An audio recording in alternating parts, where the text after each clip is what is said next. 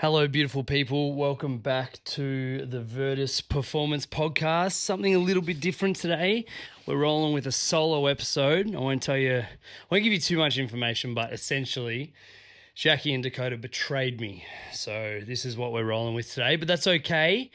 Thought it was a good opportunity for me to jump in and do a bit of a recap of the year so far, chat about what's been happening at Verdi, what the plan is moving forward. We've got some super exciting announcements to make over the next couple of weeks. New coach joining us, new practitioners. So there's going to be a bit of a shift at Virtus. Tyler, when this drops on Monday, Tyler will have officially finished up, which is a bit heartbreaking, but super excited for him and his next chapter in London. I think he's down on the peninsula for another week or so before he shoots away. But if you haven't said goodbye, if you haven't said good luck, get around him because it's a pretty ballsy move and one I'm immensely proud of him for making. Super cool. But here's a little fun fact for you. When Tyler finishes up on Thursday, or Friday morning, he will mark the change in 12 months, whole new coaching team, which outside of me, of course, which is mind-blowing. But we've lost some pretty wonderful humans. However, we've replaced them with some equally as wonderful people. And I think the team moving forward is in its best place that it ever has been to look after and guide and lead our community towards the things that they want to achieve, which is essentially what we're here for. We're here as conduits to greatness, put that on a t-shirt, to be able to help all of our members move forward. And this year so far, we've seen some massive improvements, both from our athletes and Gen Pop humans in our strength and conditioning programs and athletic development programs. We've welcomed a whole heap of new members through our juniors program and through our onboarding. And I am immeasurably excited for what we've got to come. To give a little recap on our first 3-month cycle, 13 weeks. It went pretty well. We had a few kinks to iron out in terms of how we're running the new system with strength and conditioning, replacing Virtus group training, which I still some days say VGT because I've been saying it for 7-8 years. But we did a couple of testing weeks, which was good. Baseline testing week, 10 weeks on, showed us that we had an incredible amount of improvements across the board, which was really cool. The programming did stay a little bit too consistent, so I got a bit stale. So we'll make that shift for next block. To allow us to ensure that we keep it fresh for our S&C crew to make sure that and this was the thing, right? We kind of got stuck in everyone was making progress, everyone was hitting PBs, which is what we're here for. It's what we want, but we still want that programming to be enjoyable and something we look forward to. And I reckon by week 9 or 10, it was getting a bit too much. So the initial plan was to shift after week 6 of that 13-week cycle, but week 6 and 7, we had probably the most PBs we've ever had in here. That PB bell was ringing off the hook, and genuinely off the hook too. I had to fix it because it was falling apart. But we kind of kept running with the same program, but then made a few adjustments for this block, for this new 13-week block. We're currently in testing week. Currently in goal review week. We did testing week last week. So if you're listening to this and you haven't yet done your goal setting check-in, we want to set a really clear plan of what winning looks like for the next 13 weeks. If you haven't done that yet, hit up Dakota and sort that out. But we've just started our new block, whole new program. We've built out 2 strength days, 2 athletic development days, 2 conditioning days, one being unloaded conditioning, one being loaded conditioning, and 1 bodybuilding day for those looking to get a little bit extra jacked. It's been a pretty wild 3 months to put everyone into a little box and kind of look at my reflection on how everyone's going and how everyone's feeling. I feel as though the majority of people dove into 2025 pretty heavy, pretty hectic. Everyone had big goals and big aspirations and big intentions, and then kind of rolled with it really well for probably Jan and Feb, and probably towards the end of March, back end of March, and these first couple of weeks of April. My observations has been that a lot of people have fallen in a hole a little bit, or it might be with motivation, it might be with energy, it might be with intention, with how we're looking after ourselves. So I wanted to, one of the things I wanted to chat about today was to give you a little nudge to make sure that you're looking after and managing your resources. And now this is something I say all the time. It's super obvious. It's super obvious down the track after you realize you haven't been, but just have take an opportunity today to look into your big rocks. So I want you to maybe rate it out of 5, out of 10, however you want to do it, but look at what your sleep's looking like. Are you waking up well rested? Do you have a really clear routine before bed? Are you doing the things, managing your screen time and managing your caffeine intake and doing the things that will help build a good quality sleep and rest habit into your week? If you're not, start doing it. Obviously, there's controllables and uncontrollables when it comes to sleep. So from my perspective, I try and just go, we are aware of the uncontrollable aspects of it. Might be kids, might be work, whatever it is. But we're dialing in and actually taking action on the controllable side of things. So yeah, it might be caffeine intake, it might be sleep schedule before bed or sleep routine before bed, it might be certain supplementation, it might be getting rid of screens, whatever.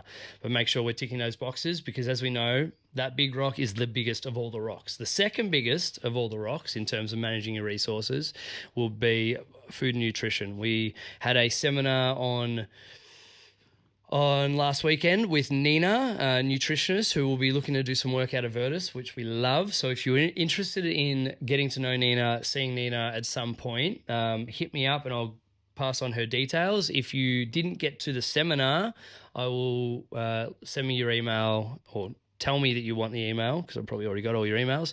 And I will ask Nina to shoot through the show notes for you, the slide deck for you, so that you get an understanding of what she went through. But food and nutrition, I like to think it's really simple. Eat foods you like, make sure that it dials in with your goals, and make sure that we're getting adequate amount of the main macronutrients, not too little, not too much, eating good foods, you know the drill. So we've also got that, and we've got a heap of resources around nutrition, whether it be our PDF guides or anything like that. So if you do want more information on nutrition, either book a nutrition and lifestyle session with one of us, ask for the guides, or hit me up and I'll give you Nina's details as well. Food and nutrition, massive, massive, massive. Make sure you're getting your carbs in before you train. Make sure you're getting your protein in after you train, and making sure we're having a wide variety of nutritious foods, all right? Sort it out. Third one, hydration. Super simple, but one that a lot of people miss, or don't hit as efficiently, that's probably what I'm looking for, as consistently as we want, okay? We know that water's important, but make sure you're getting your electrolytes and all the other stuff in as well. So, for someone like me, 85 kilos of just pure muscle, I'm hitting about 4 liters a day, 4 liters a day, and then ideally some sort of supplemental electrolyte drink alongside my diet is where I'm at. On the food and nutrition front, let's go back a little bit. Make sure you're having your creatine, all right? Good for you, will change your life. Game-changing mental and physical benefits. So there are your three main big rocks. The fourth one, which I think is probably one that, with everyone being maybe a little overloaded, having a little bit too much going on of late, this is the one we need to focus on maybe a little bit more, is just stress management. Now, stress is neither good nor bad. It can be both. We want to make sure that we are managing our stress to a point that it allows us to adapt and get better, okay? If we have too much stress, whether it be training stress, emotional stress, work stress, whatever, if we have too much, it'll accumulate and something will go wrong. We'll get sick, we'll get injured, whatever. We want to make sure that we are managing that stress to ensure that it is helping us move forwards. And if we're not, we need to carve out time to maybe work on our time management or work on our parasympathetic response. So all of the breathing work that you guys will do before or after sessions, there is a reason for that. It's good for you, I promise. So make sure you're getting it done and not just skipping it. Not sure if I said time management or not, but time management, building some awareness around what it is that you need that you don't have, or what it is that you need to remove from your current existence. So yeah, a good way to do that is the 168-hour rule, which I shared on a reel a couple of weeks ago. But essentially what you do is you have a look at the week as a whole, figure out what's most important for you. So it might be sleep, it might be family, it might be training, it might be work, whatever. Put all of those things in first in your priority order, and then start to look at, all right, what time am I wasting? Am I spending too much time scrolling Instagram or checking Supercoach or doing whatever it might be? So that we can make sure we are moving the needle forward. Super, super important. Training is only part of the puzzle. It doesn't matter what you're training for, whether it be sporting performance or whether it be just health and well-being. If we are ticking all of the big rocks, your training will be so much more effective and will improve so much more than we would if we're missing all of the simple, important stuff that probably should get talked about more often, but it's one of those assumptions that we just assume everyone's doing it right. So if you're not, this is your kick up the bum to make sure that you're doing what you need to do, and doing what you need to do in a timely manner to make sure that we can continually show up and execute on our sessions as often as we want. We use the holistic wellness scale in here as a tool to kind of look at all the different areas of our life.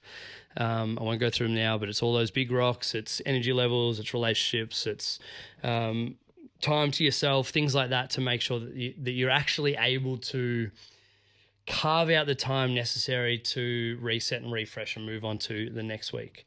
My suggestion, if you haven't done it already, take an opportunity to do some reflection on the first quarter of this year. Look back at what went well, what didn't, where's the room for improvement. You take a helicopter view over your entire life and be like, all right, sweet, I've been nailing this, but this hasn't been very good. So for example, my big rock that I'm missing at the moment is my sleep. I am the kind of person that's naturally wired at like 11:30, 12 o'clock at night. So if I don't start switching off at like 10, it'll take me 2 or 3 hours to get to sleep once I eventually get my head on the pillow. And that's something that I need to fix, because that just feeds into the next day of me maybe not getting up early enough, or being groggy when I wake up, or feeling flat for 3 or 4 hours in the morning. Today being an example, which is a bit gross, but I'm trying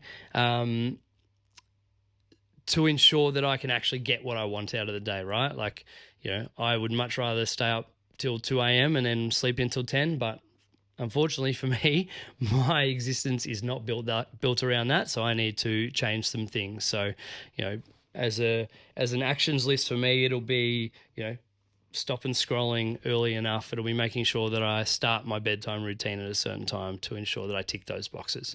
Now, on me ticking boxes, I have today officially is my 75th day of 75 hard, which I think it's worthwhile taking a few minutes to reflect a little bit for you guys. Not so much from if you're thinking of doing it perspective, but if you are, there's some massive positives that have come out of it, but more so just from the 2 or 3 things that I've learnt over the last 2.5 months around maybe consistency and training and food, nutrition, and all those kind of things. So for those that don't know what it is, essentially every day for the last 74.5 days, I have hit 2 45-minute sessions. One has had to be outside. I've drank 3.8 litres of water. I've had no alcohol. I've followed a diet. So mine was a high protein based diet that ensured that I tracked my whole macros every day. So I've been doing that in an app called Fitbee, which I think is way better than MyFitnessPal. So Fitbee, if you're watching, time for a sponsorship, because I've been shilling your app to everybody. It's brilliant. 10 pages of a nonfiction book every day, which I love reading, but to actually, there'd be nights where I get to 10:30 at night and I'm like, all right, ready to start switching off, laying down. And I go, holy shit, I haven't read my book. Back out we go, read our 10 pages.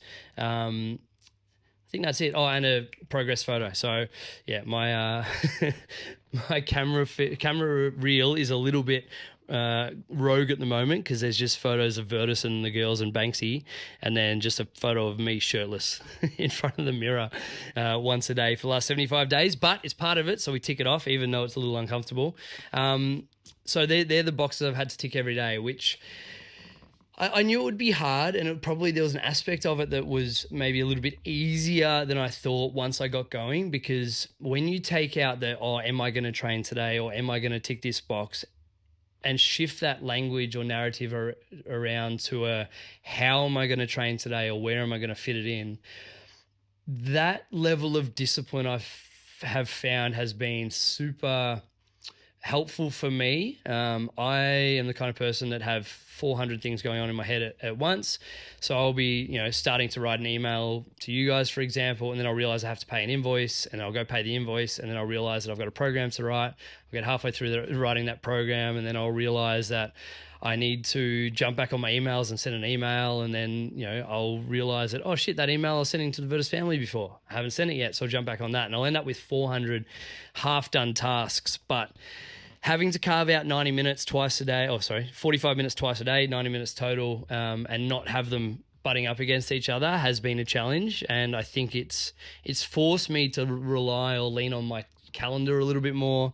There has been some late nights when I go for a walk or do a session, but I've definitely found the intention around, or the simple rule of having to do it has been super helpful. So, and I was talking to one of the guys in here, Marcel, get around him, good man, 1-2 if you need any digital marketing. He was listening to another podcast, which was essentially talking about the same thing. So rather than, his normal train every now and again system, he's just like, I'm going to train for 30 minutes every day. So, he ticks the box over and over again, and we get a little bit of stimulus a lot, which is better for us and better for our progress than, dialing in, smashing ourselves in the gym for 3 hours and then not being able to train again for another week and a half. So that's probably been the biggest thing. Probably the second will be the food and what tracking has done for my awareness around like what I'm eating and what's in the food I'm putting in my belly and things like that. I set myself a little goal of hitting a certain amount of protein every day, which I've ticked off, which has been great. But I've had to be super intentional. I have to know what I'm eating the Savo or tomorrow or the day after, because one of the other rules we tacked onto that was no eating out, which, Common Folk has had a nice little reprieve from me eating breakfast there. And the toasties at Dreamer have been able to breathe a sigh of relief. But tomorrow we're back on. It's going to be delicious. So I've had to prepare all my food. I've had to, make sure I do the shop on Sunday. I've had to make sure I do my meal prep. And I think I sent an email to you guys about it a couple of weeks ago. But my biggest tip for that would be plan out the food that you want to eat, which I think is most important. But I just do a big batch cook of my protein on a Sunday. I'm not here's my 16 meals laid out in front of me, looking all pretty, ready to be bagged up. I hate that. It makes me feel gross. I can't eat the same thing more than 3 or 4 days in a row. But what I'll do is I might cook up like 1.5 kilos of chicken, or a big thing of lamb, or a beef brisket, which I'm currently gnawing on at the moment, which is phenomenal. Do that on a Sunday, and then I just have it in a big container, and then every night when I make my lunch for the next day, I'll just grab a chunk of that protein, put some sort of salad with it. Cottage cheese, by the way. I've discovered cottage cheese, which I know I'm a little bit behind the 8 ball, behind the times, but discovered cottage cheese, which we love, which, yeah, it's great. 1 cal per gram, lots of protein, so good for you. But the food thing, I think being able to become really clear on what you're putting in your body will make a massive difference in terms of your progress, because then, if energy's a little down, we up the carbs. If you're not recovering very well, we up the protein and fats, and just make sure that we're getting good quality nutrition across our week. and I was having a conversation with Greg, who did his PB City ride on over on the Surf Coast the other day. Phenomenal. Get around the Fizz if you haven't already. I was talking to him about carb loading, and he was having 800-900 grams of carbs. And we were talking about my Achilles injury because I'm trying to get back to play footy. And we were just chatting about, what has your carb intake been like? And rather than being like, it's been pretty good, I was able to jump in, look at the data, look at each day, when I did the big runs that I'm trying to get back to do, and I was able to say, I had 210 grams of carbs on this day, I had 120 grams of carbs on this day, and I was definitely feeling a bit flat during this run, and all right, well, there's some data that shows me that maybe I wasn't carbohydrate fueling enough. So without data, you're just an idiot with an opinion. The data allows you to be a little bit more intentional about what you're doing. So 75 hard, again, not for everyone. I've really enjoyed it. Big shout out to the accountability crew that we've had the whole way. Maddie, Geordie and Alex. Couple of row speed bumps for those three over the last 75 days. I'm not saying I'm better than you for finishing it in one shot, but clearly I am. No, it's definitely not for everyone, and it's something that I think it's almost harder to be able to jump back on. So shout out to those three. But even just having you start the journey with me was massive for accountability and and the consistency of it, because relatively speaking, 75 days is such a small blip. But when you're in it, when you're at day 42 and you're like, I've still got 33 days of this to go, which, to be honest, it ebbs and flows. I had days or weeks where I was like, I could take on the world, and other days where I was a bit more tired. I got sick maybe like 10 days ago, so the last week's been a bit of a grind, but I'm looking forward to waking up tomorrow and only training once instead of training twice, that's for sure. And having some common folk eggs for brekkie and some buttercan sourdough. Oh, amazing. I think if you're thinking about doing something like this, and again, arbitrary number, arbitrary things, but they do play a part in making a difference and moving the needle forward. So, get around it. Feel free to chat to one of our coaches if you've got something specific you want to train for. Obviously a lot of you are in the midst of the start of your seasons, whether it be team sport or individual sport. So lean into that, but chat to us about how we can manipulate your training and your nutrition and all of these other big factors to ensure that you're ready to go as much as possible. Big shout out for KP and the girls supporting me through these last 75 days as well. It was one of those things I kind of just jumped into, which tends to be my pattern, but I just jumped into it and went, I'll figure it out. It will make it work. But there's definitely been some sacrifices on the family front in terms of what just carving out the time for sessions and those kind of things. But I want to make sure that, look, it's the betrayer herself. Would you like to say anything to the potty? Lachie betrayed me. Okay. Sorry, go. Lachie's a bumhole. Wow, rude. So anyway. I lost my train of thought now. Killing me. No, carry on. Good day? Yeah, good. Yeah, great day. Great day. I reckon that's it. I reckon that's all I got for you. Hopefully we'll be back with regular programming next week. The Jac and Dak attack potty. We on?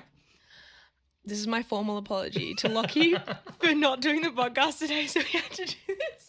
Not important. But exciting times at Verdi. We got new coach starting next week. We will announce all on Sunday night, I believe, which will be after this podcast comes out. So, play on. New practitioner starting in a couple of weeks. Super exciting. A little bit of a juggle around with our shifts and what you'll expect from the coaches, but big shout out to Aiden, who competed at Nationals last week, did really well. It'll be nice to have, he'll be around a little bit more, doing a couple more shifts. Jac and Dak are crushing it. G's doing really well with the socials.